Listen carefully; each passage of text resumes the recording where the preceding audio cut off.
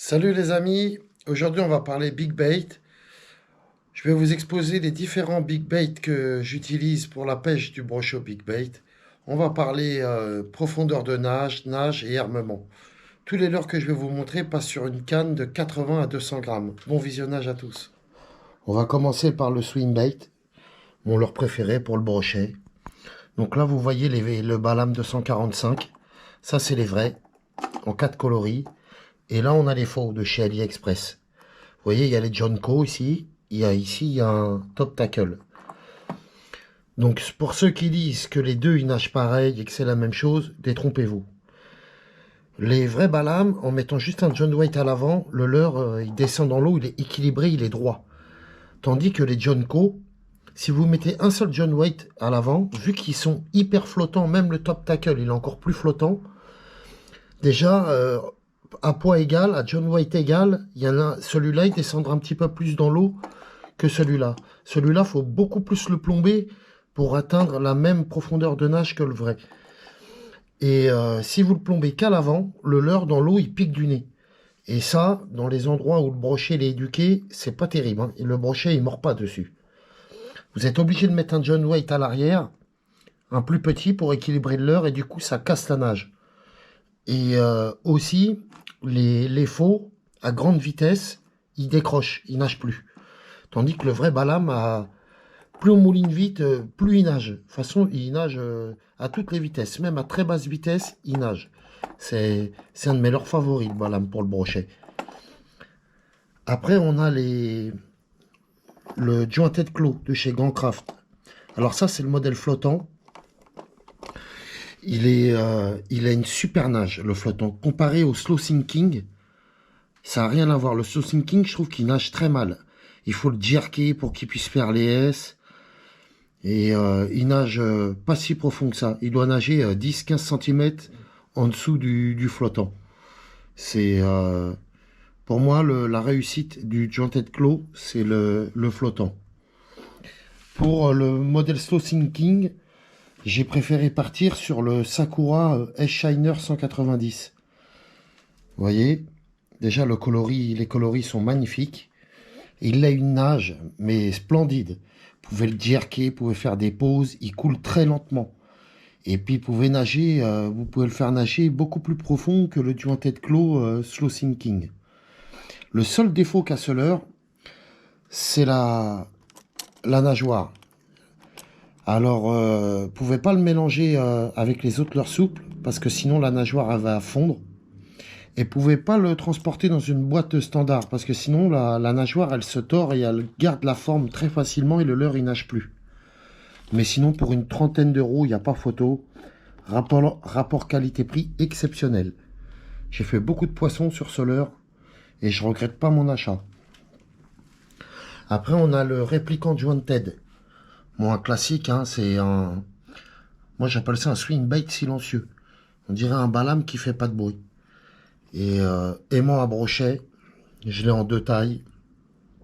J'ai la nouvelle taille 20 cm et j'ai l'ancien 23 cm. Bon, une récupération un peu plus rapide pour le faire nager que le Balam.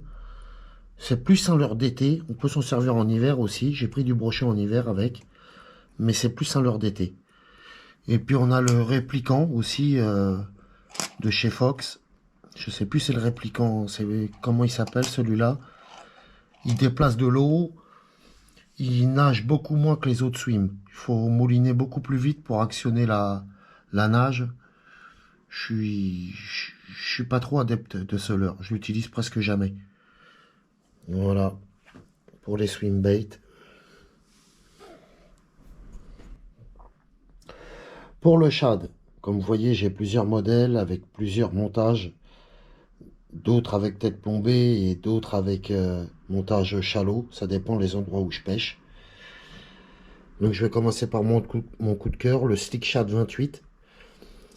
Il nage entre 80 cm et 30 cm sous la surface, selon la vitesse de récupération. Et il est très bien ce leurre parce qu'il a une forme très fine. Du coup, le brochet, pour un big bait, il arrive bien à le saisir. C'est rare d'avoir des décrochés sur celui-là.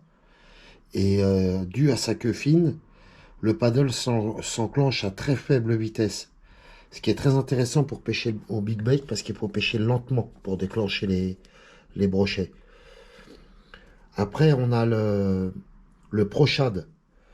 Le ProShad 28. Pareil, en tête plombée, je le garde plutôt pour les étangs. Et là, il est en 20 grammes. Je le garde pour les étangs et les rivières avec un minimum de 4 mètres de fond. Pareil que le stick shad, il est très facile pour le brochet de le saisir. Il est tout fin, le leurre. Vous voyez, il n'est pas lourd. Et c'est pareil, le paddle, il s'enclenche assez facilement. Là, on a le ProShad 23. Même principe, là, je l'ai en 23 en coloris pike. Parce qu'on sait jamais, quand le brochet, il n'a pas faim, balancer un coloris pike dans l'eau, ça peut déclencher une attaque de réaction. Après, on a le Dexter Shad 250 en 5 coloris, en montage très shallow, vous voyez.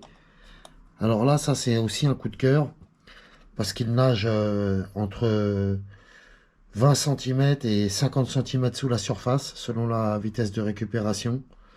Il a un rolling très intéressant, même en montage comme ça, il arrive à se contrôler tout seul le leurre, il est bien équilibré, résistant, et oui, équilibré dans l'eau. Il nage droit ce leurre, même en montage shallow. Ce qui est important, c'est pas tous les leurres qui nagent comme ça. Après, on a de chez Savage Gear, le River Roach 4D en 22 cm. En 3 coloris, je l'ai. Pareil en montage shallow avec un petit plomb pour pouvoir nager à 80 cm sous la surface. C'est un montage fait pour les zones de pêche où je vais. Je l'ai pile poil adapté. J'ai mis un petit plomb à visser de 3 grammes. Et ce que j'aime bien sur celui-là, c'est son petit paddle. Il émet une petite vibration.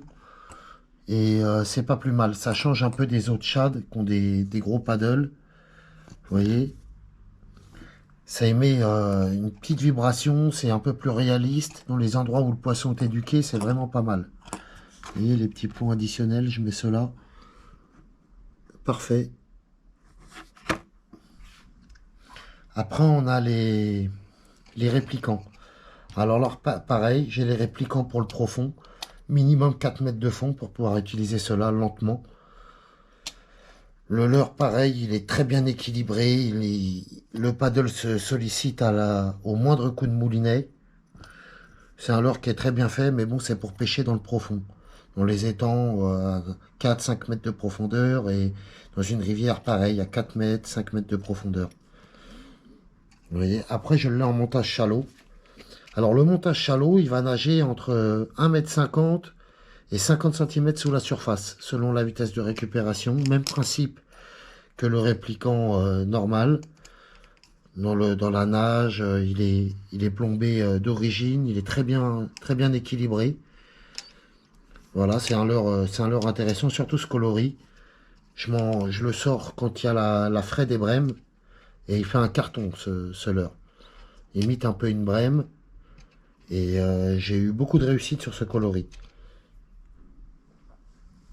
Après, on a le Pulse Tail 22 cm de chez Savage Gear.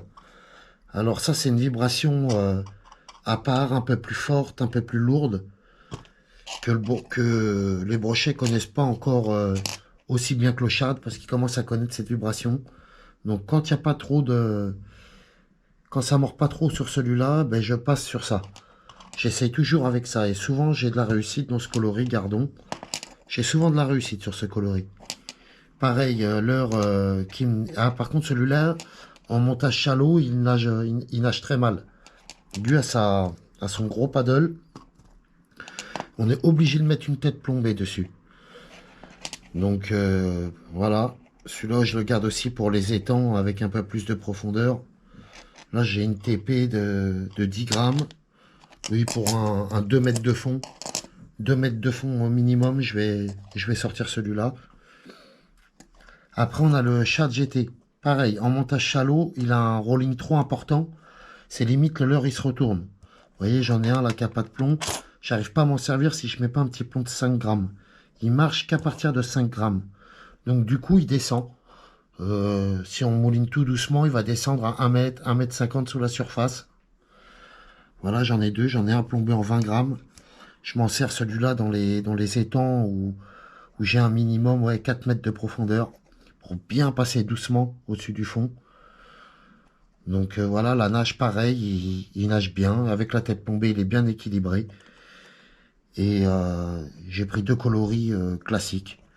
Un Fire Tiger zébré et le blanc à tête rouge. Quand ça mord pas sur, on sait pas quel coloris mettre, on met blanc à tête rouge et souvent on a de la réussite. Après j'ai le Dunkel 9 pouces, le plus grand de la série des Dunkel. Donc j'ai changé l'armement parce que l'armement d'origine, les deux petits hameçons là, il n'y a pas mieux pour décrocher les poissons. Donc j'ai mis des deux triples avec un montage. Et ce qui est bien sur ce leurre, c'est qu'il nage vraiment sous la surface. Ça nage entre 50 cm et 10 cm sous la surface. Quand c'est très très shallow, je vais utiliser celui-là. Et sur ce leurre, ce qui est bien, c'est qu'il y a un petit anneau. On peut rajouter le John Waite ici et vraiment ajuster sa profondeur. Avec un gros paddle qu'il a à l'arrière. Celui-là, il n'a pas trop de rolling, mais il brasse beaucoup d'eau à l'arrière. Voilà, c'est une nage un peu différente des autres. Donc voilà pour les shad.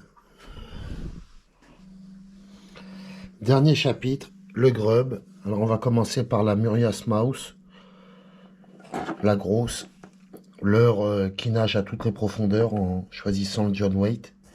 Super nage, super résultat, vraiment pas déçu de ce leurre. Après on a le Gator Catfish 35. Alors la qualité du leurre laisse à désirer, vous voyez il perd de la peau tout seul le leurre.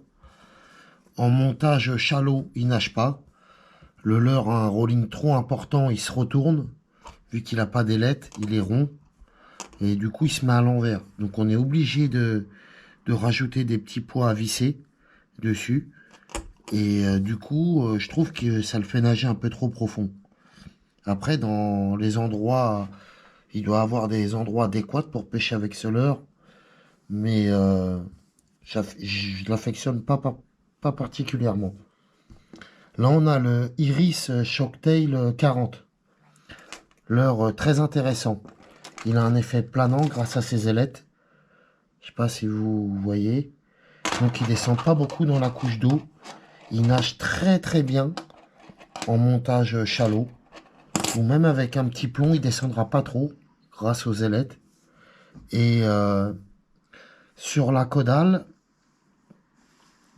il y a, vous voyez, un petit rebord. Je trouve que pour un grub, il émet beaucoup de vibrations dans l'eau. Un leurre qui est très très intéressant, ça. Franchement, je regrette pas ce leurre. J'utilise, j'ai déjà pris du poisson avec, il est résistant. Et il est très bien. Après, on passe sur le traditionnel Sandra en 23. Un leurre, voilà, que tout le monde connaît. En montage shallow, il nage pas, pareil. Et le leurre se retourne comme le catfish. Il lui faut un minimum de 5 grammes pour qu'il puisse nager. Là, je l'utilise avec une TP de 20 grammes pour les endroits avec 4 mètres de profondeur, entre 3 et 4 mètres. Et là, pour les zones shallow, avec une tête plombée de 5 grammes, avec la force du grub, et ben, il descend pas trop. Donc voilà, c'est fini pour cette vidéo. J'espère qu'elle vous aura plu. N'hésitez pas à vous abonner et à mettre un petit pouce bleu pour le soutien, ça fait toujours plaisir. À bientôt.